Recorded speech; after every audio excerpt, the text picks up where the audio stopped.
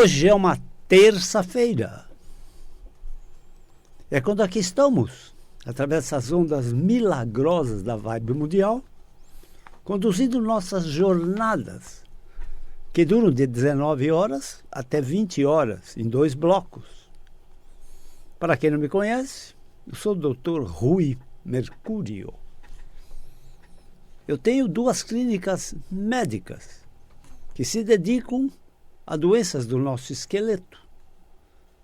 Doença de transtornos musculoesqueléticos, doença de ossos, vasos, nervos, músculos, tendões e articulações, que compõem nosso esqueleto no sentido amplo. Esqueleto não é só osso. E o assento principal dessas doenças é dor e incapacidade física. Progressivas. É disso que nós cuidamos em nossas clínicas em São Paulo. Uma delas na Avenida Giovanni Gronchi, no bairro do Morumbi, número 1470, pertinho do Hospital Albert Einstein e do Estádio do Morumbi. Outra fica na Avenida Pacaembu, 1024, no bairro do Pacaembu, em São Paulo, próxima do Hospital Samaritano e do Estádio do Pacaembu. Telefones de nossas clínicas comum é o 11, código de São Paulo, 3661-4243. Celular de nossas clínicas é o 119-7082-8015.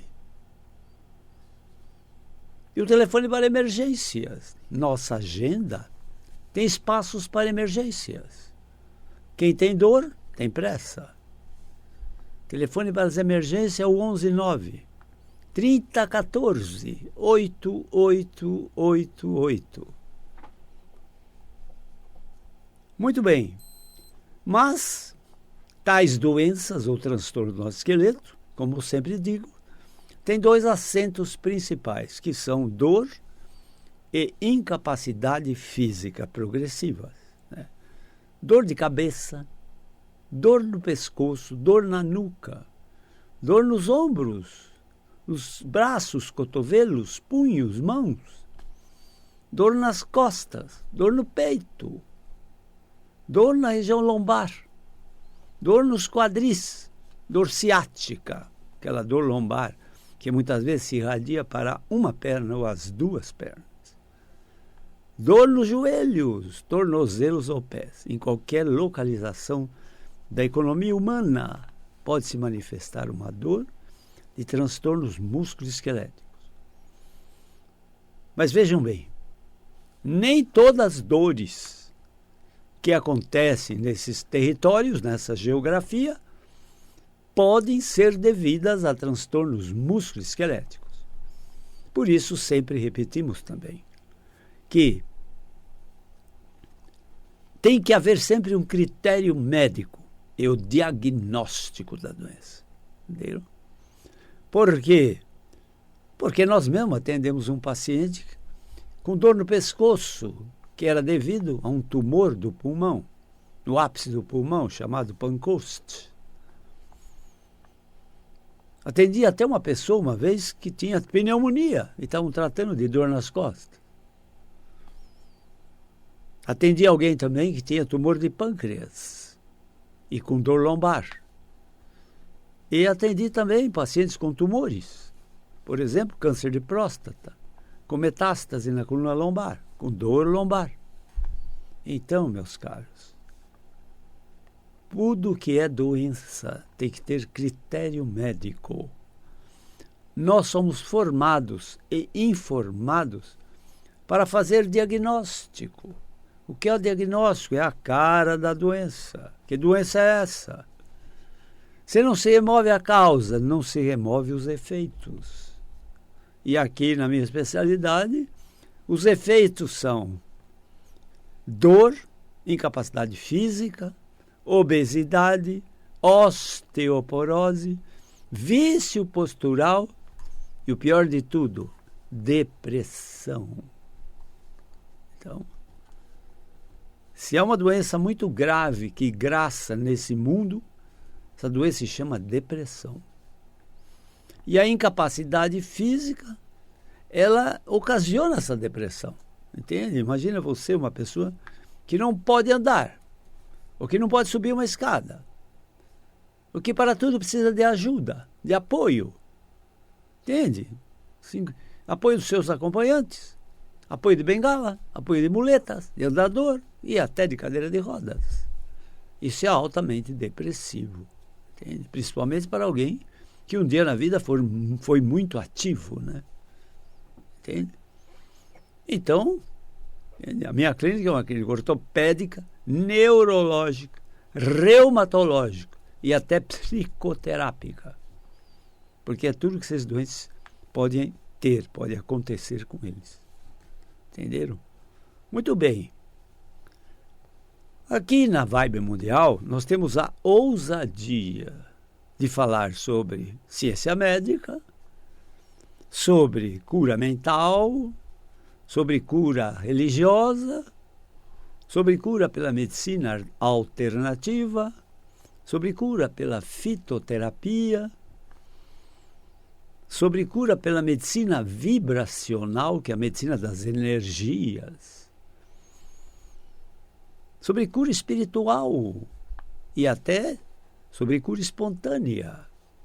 Vocês vão perguntar, ora, você não é médico? Sim, sou médico. Mas como eu trato de pacientes crônicos, sofredores crônicos, com muitas dores, entende? Desencantados com ciência médica, entende? Porque já passaram por vários serviços médicos e terapêuticos. E não sentem aquela melhora tão sonhada que eles gostariam de ter, não é? Então, em busca de solução, né, eu busquei também outras dimensões de tratamento. Entende? Outras dimensões de tratamento. Porque a ciência médica, meus caros, também repito sempre, é uma ciência de possibilidades, mas não de certezas. Da mesma forma e com muito mais ênfase, a psiquiatria é uma ciência de possibilidades e muito poucas certezas. Entenderam? Então eu fui estudar sobre cura mental, cura pelo poder da mente, cura pela energia mental. Né? E descobri uma coisa muito importante, que realmente a cura mental ela é uma ferramenta de cura efetiva, entende? Verdadeira, mas sob dois aspectos importantes. Falei na jornada passada. A cura mental é específica para a doença psicossomática. Entende? As doenças psicossomáticas nascem na mente, entende? E se manifestam no corpo físico. Entenderam? E não pensem vocês que psicossomático é só asma, alergia, né? Não. Qualquer doença pode ter caráter psicossomático. Entende?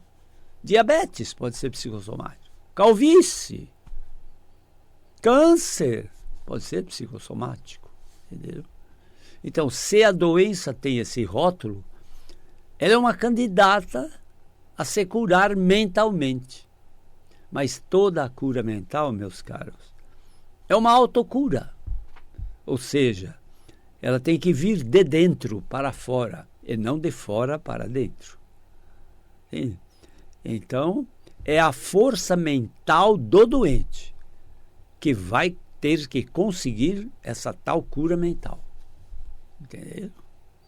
Mas, embora a cura mental ela tem que vir de dentro, ela é altamente influenciável por fatores exógenos, externos.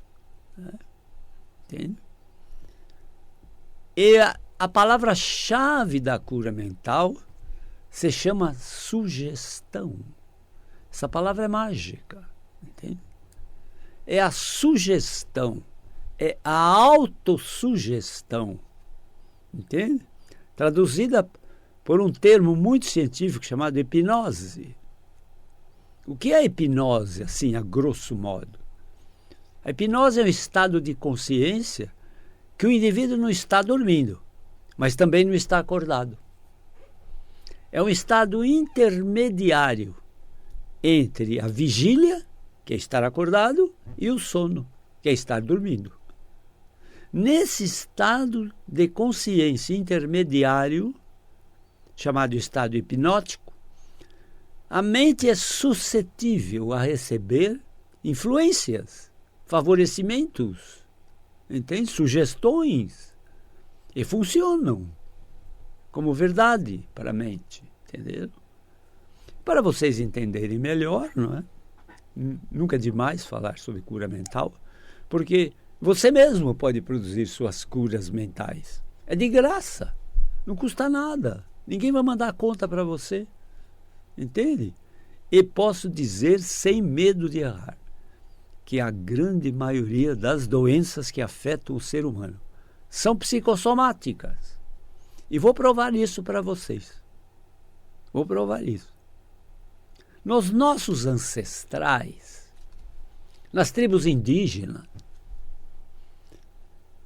quem mandava muito era o cacique. O cacique era eleito por força física, por desempenho físico e por aguentar situações de martírio, de sofrimento, como ninguém. Então, o indivíduo que passava por essas provas e saísse bem, era eleito cacique da tribo, o dono da tribo, o manda-chuva. Mas o indivíduo de maior prestígio na tribo era o pajé. Quem era o pajé? Era o médico da tribo. Ele fazia rituais chamados pagelança. O que é a pagelança? Entende? A pagelança era traduzida por rituais, cânticos, danças, batuques, entende? Em que ele sugestionava os doentes a se curarem, entende? Então, como a grande maioria das doenças são psicossomáticas, o pajé mais acertava do que errava, entenderam? Entenderam? Então, por exemplo, você vai fraturar um braço, uma fratura de braço. Aqui não funciona a cura mental. Não é psicossomático. Entendeu? Mas o indivíduo tinha dor de cabeça, entende? Tinha tosse, bronquite, dor nas costas, fibromialgia, como tem hoje.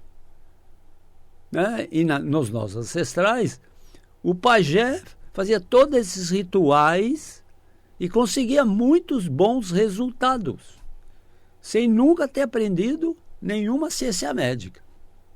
Entende? Sem nunca ter aprendido nenhuma ciência médica. E muitas vezes eram analfabetos. Entende? Mas eles eram indivíduos de prestígio, porque eles mais acertavam do que erravam. Embora é claro, erravam muito às vezes. Entenderam? Então, a cura mental, meus caros, tem muito a ver também com cura religiosa, né? Vocês vão dizer, você é um médico, vem aqui falar sobre religião. Eu me dou a ousadia de falar sobre religião porque eu frequentei muitas religiões, muitas crenças religiosas, muitos espaços religiosos, muitas doutrinas religiosas. Não profundamente, é claro, né? Nem poderia. Mas eu tenho conhecimento. Católicos, budistas, protestantes, judeus, muçulmanos, evangélicos, entende? Espíritas, entende? A propósito de espíritas, sempre me perguntam, você é espírita? Não, não sou espírita, eu sou espiritualista. Né? Eu estudei a doutrina espírita durante 2 anos, em busca de respostas, de conhecimento, entende? E eu só posso falar bem de todas as religiões. Aprendi muito, mas vejam vocês que eu vou falar. A religião é uma criação humana. Entende? A religião é uma criação humana. Então, Tudo que é criação humana, meus caros, é sujeito a erros. Entende? É sujeito a erros.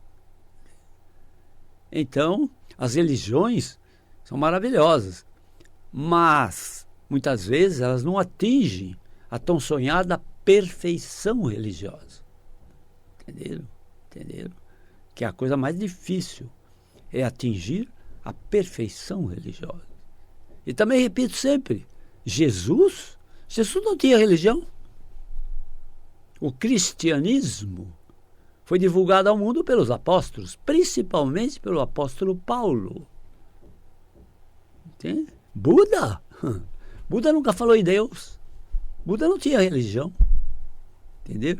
Então, religião é uma coisa, espiritualidade é outra. Entende? A espiritualidade é uma só. Religiões são muitas, centenas. Entenderam? Espiritualidade é Deus. Religião é religião. Entende? Espiritualidade é Deus, por isso é uma só. Entende? Jesus Cristo foi o ser humano que pisou nesse planeta, que tinha o mais alto grau de espiritualidade. O mais alto grau de espiritualidade. Por isso ele realizava curas espirituais. Não espíritas, espirituais. Entenderam? Pelo poder espiritual. Ele realizava curas. Porque ele tinha em si o mais alto grau de espiritualidade.